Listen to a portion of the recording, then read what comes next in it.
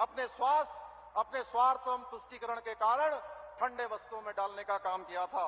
भाइयों बहनों, विपक्षी दल विशेष रूप से कांग्रेस ने जनता को वर्षों तक केवल और केवल यहां लूटने का काम किया है। अपने समय में कोई काम नहीं किया है, केवल और केवल कारनामे किए हैं।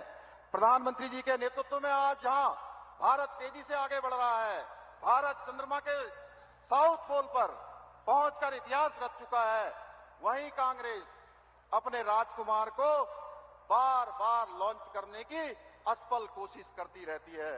हद तो यह है भाइयों बहनों, जब मोदी जी कहते हैं कि देश से भ्रष्टाचार मिटाओ, तो कांग्रेस कहती है मोदी को मिटाओ और गांधी परिवार को बचाओ। क्या ये ठीक है? भाइयों बहनों, मैं आपसे पूछना चाहता हूं, क्या ये ठीक है? भाइयों बहनों, आदरणीय मोदी जी द्वारा जो अब की बार हमको 400 पार का नारा दिया गया है, वो नारा नहीं है, वो नए भारत की चाबी है और इस चाबी को सुरक्षित रखना हमारी जिम्मेदारी है। क्योंकि अगर मैं आदरणीय प्रधानमंत्री जी के शब्दों में कहूं तो यही समय है और सही समय है।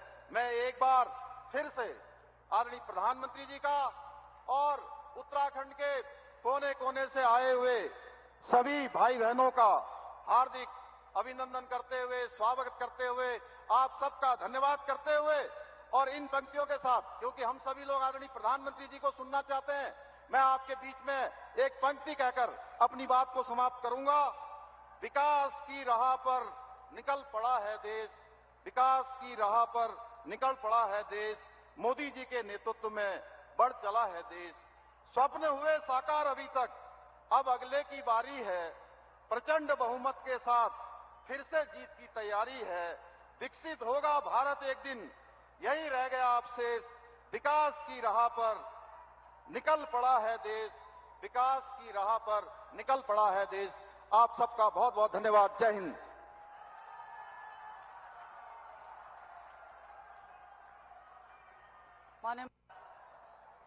हाय भाग्य मेरा, सौभाग्य मेरा, मैं तुमको शीश नवाता हूं। साथियों, देवभूमि उत्तराखंड के प्रति भाजपा का जो प्रेम है, जो अपनत्व है, वो जग जाहिर है। हमें उत्तराखंड को विकसित बनाना है, सबसे आगे लेकर जाना है और इसके लिए केंद्र की भाजपा सरकार कोई कोर कसर बाकी नहीं छोड़ रही है। बीते 10 वर्षों में जितना विकास उत्तराखंड का हुआ है, उतना आजादी के बाद के 60-65 साल में भी नहीं हुआ है। आज उत्तराखंड हर प्रकार की आधुनिक कनेक्टिविटी से जुड़ रहा है। उत्तराखंड में भाजपा ने गरीबों को 85,000 पक्के घर बनाकर दिए हैं। उत्तराखंड में भाजपा ने 12 लाख घरों तक पानी का कनेक्शन पहुंचाया है। यहां भाजपा सरकार ने 5.5 लाख से ज्यादा शौचालयों का निर्माण कराया है। यहां की 5 लाख से ज्यादा महिलाओं को उज्ज्वला गैस मुफ्त गैस कनेक्शन दिया गया है। यहां करीब 3 लाख लोगों को स्वामित्व योजना के तहत उनकी प्रॉपर्टी के कार्ड दिए गए हैं। उत्तराखंड के 35 लाख लोगों के पास पहले बैंक में खाते तक नहीं थे। भाजपा सरकार ने 35 लाख लोगों के बैंक खाते खुलवाए हैं, उन बैंकों से जोड़ा। भाजपा सरकार ने उत्तराखंड के छोटे किसानों के बैंक खातों में 2,200 करोड़ रुपए से ज्यादा सीधे भेजे हैं। भाइयों बहनों, ये सूची बहुत लंबी है, लेकिन मैं इसमें आपका ज्यादा समय नहीं लेता। लेकिन इतने सारे काम कैसे होते हैं? जब नीयत सही होती है, जब नीयत सही होती है तो ऐसे ही काम होते हैं। और इसलिए मैं कहता हूं, नीयत सही तो नतीजे भी सही। साथियों, आप जानते हैं कि मोदी ने भारत को दुनिया की तीसरी बड़ी आर्थिक ताकत बनाने की गारंटी दी है। तीसरी बड़ी आर्थिक ताकत का मतलब है लोगों की कमाई बढ़ेगी, लोगों को नौकरी के अवसर बढ़ेंगे, गांव हो शहर हो सुविधा बढ़ेगी, और इसका बहुत बड़ा लाभ ये देवभूमि मेरे उत्तराखंड को भी होगा। और आप जानते हैं, मोदी की गारंटी यानी गारंटी पूरा होने की गारंटी।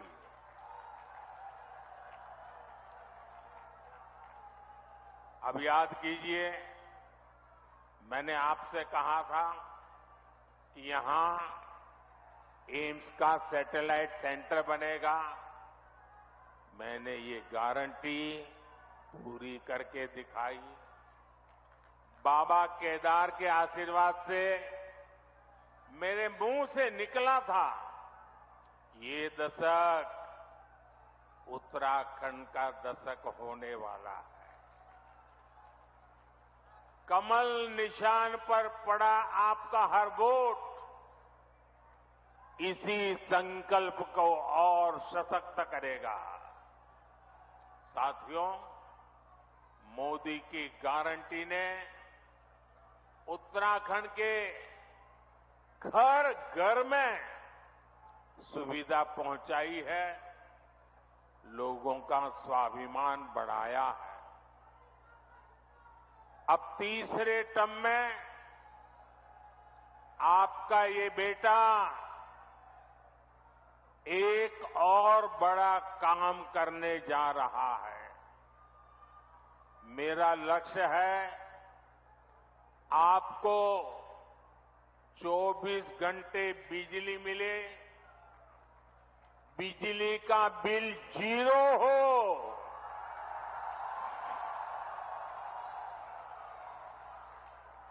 बिजली का बिल 0 हो और बिजली से कमाई भी हो। इसके लिए मोदी ने पीएम सूर्य घर मुफ्त बिजली योजना शुरू की है। इसके तहत छत पर सोलर पैनल लगाने के लिए सरकार मदद दे रही है।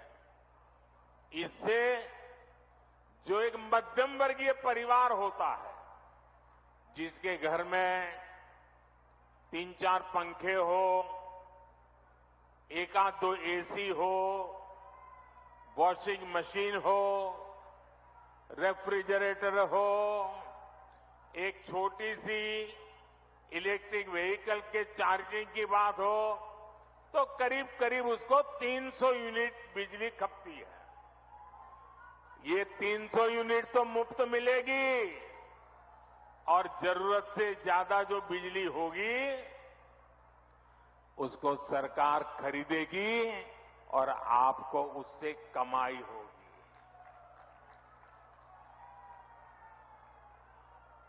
क्या आप इस योजना का लाभ लेंगे? जीरो बिल वाली योजना का लाभ लेंगे तो उसकी एप्लीकेशन कर दीजिए। उसका एप्लीकेशन का काम चालू है। आपके इस सेवक ने बहनों। तो अभी आप सुन रहे थे रुद्रपुर से प्रधानमंत्री नरेंद्र मोदी को, जिन्होंने जन संबोधन करते हुए अपने सरकार की उपलब्धियां गिनाई। आगे बढ़ेंगे। रुद्रपुर में मुख्यमंत्री पुष्कर सिंह धामी ने प्रेस कॉन्फ्रेंस की और उन्होंने क्या कुछ कहा इस दौरान आपको सुनाते हैं। सभी पत्रकार बंधुओं का, सभी हमारे electronic media, print media, digital media, social media के सभी बंधुओं का, सभी मित्रों का यहाँ पर मैं आप सबका स्वागत करता हूँ। मेरे साथ हमारे अल्मोड़ा पिथौरागढ़ लोकसभा क्षेत्र के हमारे प्रत्याशी और सांसद आदरणीय अजय टम्टा जी हैं, हमारे विधायक शिव अरोड़ा जी हैं, कमल जिंदल जी हमारे जिलाध्यक्ष ललित जी और विवेक सक्सेना जी हमारे संयोजक और चंदन जी और सभी हमारे आए हुए पत्रकार बंधु।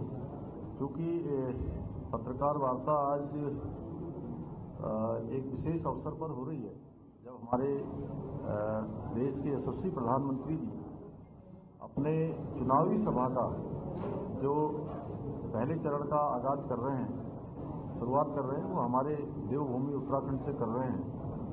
और हमारा बड़ा सौभाग्य है कि हम सभी लोग प्रधानमंत्री जी का उत्तराखंड वासी हमेशा उनका स्वागत करते हैं, प्रतीक्षा करते हैं, क्योंकि उत्तराखंड उनके दिल में बसता है। ये किसी से छुपा हुआ नहीं है। हर उत्तराखंड वासी जानता है कि प्रधानमंत्री जी का उत्तराखंड से अनन्य प्रेम है और हमेशा वो उत्तराखंड के उन सीमांत क्षेत्रों में गए हैं। देश की आज़ादी के बाद वो देश के पहले प्रधानमंत्री हैं जो इन क्षेत्रों में गए हैं। हम सब जानते हैं राज्य का गठन सन 2000 में हुआ था, 9 नवंबर 2000 को। वो पैकेज उस समय में दिया गया था और वो पैकेज अटल जी की सरकार ने 10 सालों के लिए दिया था। उसके बाद बीच में यूपी की गवर्नमेंट आ गई, मनमोहन सिंह जी की सरकार आई, कांग्रेस पार्टी के नेतृत्व वाली सरकार। उस सरकार ने उस पैकेज को हटाया और उसको बढ़ाया नहीं, जिसके कारण से जो बहुत तेजी से उत्तराखंड राज्य के अंदर औद्योगिक विकास की गति तेजी से बढ़ रही थी, वो रुक सी गई। और 2014 के बाद जब प्रधानमंत्री जी के नेतृत्व में, माननीय मोदी जी के नेतृत्व में देश के अंदर नई सरकार का गठन हुआ, तो तेजी से हर क्षेत्र में विकास आगे बढ़ा। चाहे आज हम सड़क कनेक्टिविटी की बात करें, चाहे रेलवे की बात करें, रोपवे की बात करें, हवाई कनेक्टिविटी की बात करें, हेल्थ इंफ्रास्ट्रक्चर की बात करें, किसी भी क्षेत्र में जो राज्य में बाह्य सहायतित योजनाएं हैं या उन योजनाओं की बात करें, उन योजनाओं में एक रिकॉर्ड धनराशि हमको केंद्र से प्राप्त हुई है उत्तराखंड राज्य के विकास के लिए। और पिछले 10 सालों के अगर कालखंड की बात करें तो 2 लाख करोड़ से भी ज्यादा की धनराशि उत्तराखंड राज्य के लिए स्वीकृत हुई है। और अगर इसकी हम तुलना करें 2014 से लेकर 2004 से लेकर 2014 तक और 14 से लेकर 24 तक, तो ये जो धनराशि 2 लाख करोड़ की स्वीकृत हुई है, इसकी 15% धनराशि भी यूपीए की गवर्नमेंट के समय में स्वीकृत नहीं हुई है। कांग्रेस पार्टी ने हमेशा उत्तराखंड के साथ धोखा किया है। उत्तराखंड के अंदर उन्होंने कोई ऐसा विशेष काम नहीं किया। कोई भी उत्तराखंड राज्य को आगे बढ़ाने का उनके पास मैप नहीं था। केवल और केवल अपनी पार्टी को पोषित करने के लिए या एक विशेष परिवार को पोषित करने के लिए उन्होंने यहाँ पर सरकारों को अपना निजी सुख या अपनी पार्टी का विकास केवल इन्हीं को समर्पित किया, उत्तराखंड की जनता को समर्पित नहीं किया। इसलिए उत्तराखंड की जनता भली भांति जानती है कि उत्तराखंड की हितैषी कौन सी पार्टी है, किस पार्टी के नेतृत्व में उत्तराखंड का विकास हुआ है। जो अटल जी ने काम शुरू किया था, वो काम जो बीच में रुक गया था, उस काम को आगे बढ़ाने का काम, उसको संवारने का काम आज हमारे देश के यशस्वी प्रधानमंत्री मोदी जी के नेतृत्व में हो रहा है। और उत्तराखंड की सरकार भी आज उनके मार्गदर्शन में लगातार काम कर रही है, लगातार फैसले ले रही है। चाहे हम यूसीसी की बात करें, उत्तराखंड राज्य को ये गौरव प्राप्त हो गया है कि उत्तराखंड राज्य देश की आज़ादी के बाद हिंदुस्तान का पहला राज्य है जहां यूसीसी का विधेयक पारित हो गया है। नकल का अध्यादेश वह भी एक मॉडल बन गया है। आज उसकी सर्वत्र चर्चा हो रही है और उसके लागू होने के बाद आज हजारों हजार नौजवान युवा भाई बहनों को रोजगार मिला है, निष्पक्षता के आधार पर मिला है, पारदर्शिता के आधार पर मिला है, उनकी योग्यता, क्षमता और प्रतिभा के आधार पर मिला है। उत्तराखंड में धर्मांतरण न हो उसके लिए हमने सख्त कानून बनाया, 10 साल तक की सजा का प्रावधान किया है। इसी प्रकार अतिक्रमण, हमने जो सरकारी भूमि पर अतिक्रमण था, जो किसी प्रतीक के नाम पर अतिक्रमण था, उस अतिक्रमण को भी हमने व्यवस्था के तहत, संविधान की व्यवस्थाओं के तहत, कानून की व्यवस्थाओं के तहत उसको हटाने का अभियान शुरू किया है। हजारों एकड़ भूमि आज अतिक्रमण से मुक्त हुई है। इसके बावजूद भी अभी बहुत सारा ऐसा स्थान है जहां पर अभी अतिक्रमण है, वहां अतिक्रमण का अभियान हमारा निरंतर जारी रहेगा, क्योंकि मॉडल ऑफ कॉन्डक्ट, ये हमारा हमारी जो आचार संहिता लगी हुई है, आचार संहिता के, आदर्श आचार संहिता के हटते ही उस पर काम फिर से शुरू होगा। इसके साथ साथ उत्तराखंड के अंदर कहीं पर भी कोई दंगा न हो, कोई किसी प्रकार की उपद्रव न हो, आगजनी न हो, उसके लिए हमने दंगा निरोधी कानून भी उत्तराखंड के अंदर हम उसको भी आज प्रचलन में ले आए हैं। उसका भी प्रावधान हो गया है। अब कोई भी सरकारी संपत्ति, निजी संपत्ति, इसका नुकसान कोई करेगा तो उस संपत्ति के नुकसान की सारी भरपाई उसी आगजनी करने वाले, दंगा करने वाले, मारपीट करने वाले से की जाएगी। इंफ्रास्ट्रक्चर के क्षेत्र में हमने पिछले दिनों इन्वेस्टर ग्लोबल समिट किया था और उस इन्वेस्टर ग्लोबल समिट में 3,54,000 करोड़ के हमने देश दुनिया के लोगों के साथ, निवेशकों के साथ करार किए थे। उसमें से 81,000 करोड़ रुपए की जो धनराशि से आज ग्राउंडिंग का काम शुरू हो गया है और जल्दी ही एक बड़ा रोजगार हमारे उत्तराखंड के नौजवान युवा भाई बहनों के लिए यहीं पर अपने राज्य के अंदर ही सर्जित होने वाला है। राज्य की आर्थिकी बढ़ने वाली है, राज्य के लोगों को रोजगार और स्वरोजगार, उनका व्यापार बढ़ने वाला है। हर प्रकार से इसकी ग्राउंडिंग होने से चारों ओर हमारे यहाँ तेजी से विकास होगा और प्रधानमंत्री जी की जो कल्पना है, जो संकल्प है, देश की जो इकोनॉमी है उसको 5 ट्रिलियन करना है, उसमें उत्तराखंड राज्य की तरफ से भी हमने संकल्प लिया है कि हम अपना योगदान दें और अगले आने वाले 5 सालों में उत्तराखंड की जो जीएसडीपी है, जो राज्य का सकल घरेलू उत्पाद है, आय है, उसको हम दुगना करेंगे। तो हम तेजी से काम कर रहे हैं। महिलाओं के लिए हमने 30% का आरक्षण, उसका भी विधेयक पारित कर दिया है और उसका प्रावधान हो गया है। साथ में 10% का जो क्षैतिज आरक्षण है राज्य के आंदोलनकारियों के लिए सुनिश्चित हो गया है। आज हॉर्टिकल्चर के क्षेत्र में हो, कृषि के क्षेत्र में हो, हम लगातार काम कर रहे हैं। अभी 20,000 से भी ज्यादा पॉली हाउस बनाने का हमने निर्णय लिया है। होम स्टे योजना को बढ़ा रहे हैं। राज्य के अंदर सड़क कनेक्टिविटी को अच्छा करने के लिए केंद्र के साथ तालमेल करके नई योजनाओं पर काम कर रहे हैं। यहीं पर हमारे राज्य में आज जहां एक एम्स हमारा ऋषिकेश में संचालित हो रहा है, हजारों लोगों को रोज ओपीडी देने का काम करता है, अपनी सेवाएं दे रहा है। वहीं इसी हमारे उधम सिंह नगर में शिक्षा में हमारा दूसरा एम्स भी यहाँ पर स्वीकृत हो गया है। उसकी भी कार्रवाई आगे हो रही है, वो भी निर्माण की प्रक्रिया आगे बढ़ रही है। उसकी धनराशि स्वीकृत हो गई है। 100 एकड़ जमीन भी उसकी राज्य सरकार ने हस्तांतरित कर दी है भारत सरकार को। तो जल्दी एक एम्स बनकर हमारा यहाँ तैयार हो जाएगा। इसी प्रकार से हल्द्वानी शहर हमारा, उसके लिए भी 2,000 करोड़ रुपए से अधिक की धनराशि स्वीकृत हुई है। पंतनगर का एयरपोर्ट, ये आने वाले समय में जल्दी एक बहुत बड़े एयरपोर्ट के रूप में, यानी कि अंतर्राष्ट्रीय एयरपोर्ट ये बनेगा और इसके लिए 800 एकड़ जमीन यह भी जो है हमने भारत सरकार के नागरिक उड्डयन मंत्रालय को हस्तांतरित कर दी है। तो जल्दी ही पंतनगर से हमारे यहाँ से देश के प्रमुख शहरों के लिए उड़ानें चालू हो जाएंगी। अभी भी कुछ उड़ानें चल रही हैं। हमारा प्रयास है कि अभी जिस स्थिति में है उसमें और उड़ानें बढ़ाई जाए, लेकिन जल्दी से जल्दी इस पर नाइट लैंडिंग की सुविधा हो जाए, अन्य सुविधाएं हो जाए, अंतर्राष्ट्रीय उड़ानें के लिए एयरपोर्ट तैयार हो जाए। भारत सरकार ने भी इसमें सैद्धांतिक रूप से हमको पूरी सहमति दे रखी है। हमारा प्रयास होगा कि यह काम भी हमारा जल्दी से जल्दी चले।